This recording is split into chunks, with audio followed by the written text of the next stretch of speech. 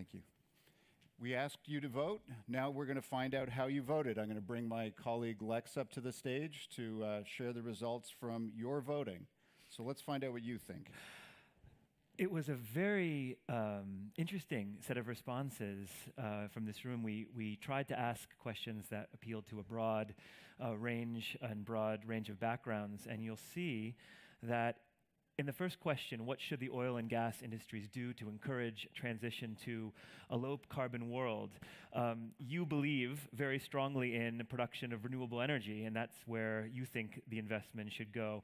You're more split, interestingly, on whether you think carbon capture and storage is a promising strategy for the oil and gas industry, as well as whether it's feasible to ask the oil and gas industry to keep fossil fuels underground, and very strong consensus for a global price on carbon as well.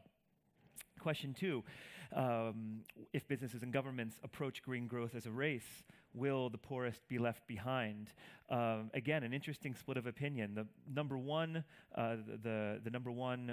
selected answer was yes, you feel that they will be left behind if governments fail to deliberately put the poor into their policies. But a almost equal, slightly less but almost equal, said no, more optimistically, because greater access to affordable energy will reduce economic inequality.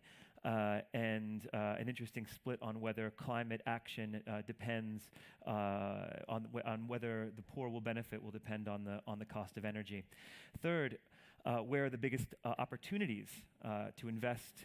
So if you were a venture capital fund, here's what you said. You, as a venture capital fund, would go very long on batteries and rather short on nuclear. You're much more sanguine on batteries, and perhaps because of our friends at Renault, you're very positive about electric vehicles as well and their promise, and slightly less about solar and wind.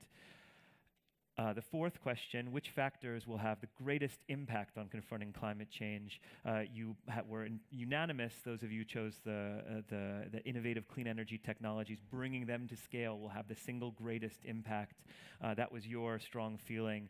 And you had a very interesting difference of opinion, whether convincing consumers, individuals, to change their own consumption habits was going to have a great impact. 41% of you thought it would, but 29% of you cast a minus vote and thought it would not. And the last thing we tried was this transversal poll where we said before and after, before the conference, and then just a few moments ago we closed it, what your feelings were about whether the Paris Accords would succeed in keeping global climate change under 2 degrees. Optimistically, you said yes, and you were exactly split as to whether carbon taxes or the collaboration between business and government. This is again how you felt coming into the room. And I'm telling you, I just said the poll closed a moment ago, after the course of this conversation, the response about business and government increased by almost 1/3. So the result of these conversations together was that apparently you felt more optimistic that business and government collaborating was the real key to implementing the climate accords. But obviously sustainability is an issue. You felt very strongly that sustainability is in the mainstream, and in fact that final answer was even more pronounced, with many minus votes being cast to say yes, sustainability is in the mainstream. So with that, thank you very much for taking the time on behalf of D21. It's been a wonderful experience benefiting from meeting you all, and thank you, Adam, so much for including this in a wonderful conference. Thank you all for participating. So just as a final comment before we break for lunch, I don't know about you, but I feel like the last day and a half has been about 2 years of college, just in terms of the amount of information that's been conveyed. I've certainly learned so much. We've just gotten glimpses of things that are happening on the front lines that I certainly didn't know about. I mean, the fact that people are trying to figure out how to make software smarter so that the carbon footprint of the bits and bytes are smaller. Just so many stories, so many insights.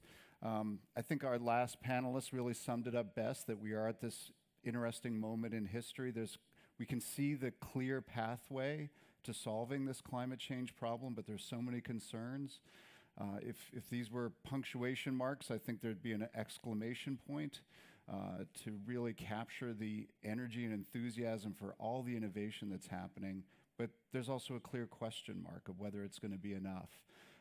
So when we gather again in a year, we'll see what new progress we've made. I want to say several thank yous.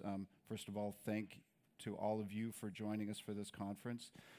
Thank you to our amazing panelists, just a real great lineup over the last day and a half. Thank you to our sponsors. My fellow moderators, Keith, Liz, and Katrin, just doing great work and bringing out the very best insights from our guests. And again, thank you to all of you. Really enjoyed it.